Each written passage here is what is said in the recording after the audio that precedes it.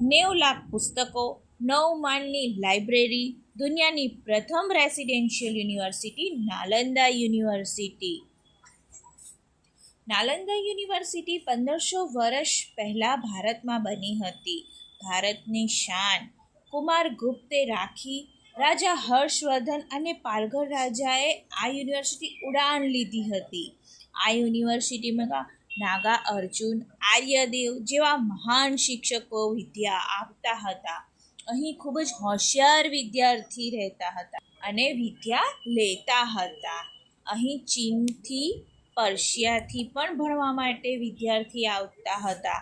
બૌદ્ધ ધર્મથી, આયુર્વેદિક, એસ્ટ્રોનોમીથી, મેટાફિઝિક્સ બધાની જ વિદ્યા આપવામાં આવતી હતી. પણ 12મી સદીમાં બખ્તિયાર ખિલજીએ આ બધું જ રાખ કરી દીધું. 6 મહિના સુધી આ નાલંદા યુનિવર્સિટી સળગતી રહી.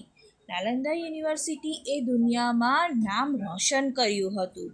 ઇતિહાસમાં હંમેશા માટે અમર રહેશે.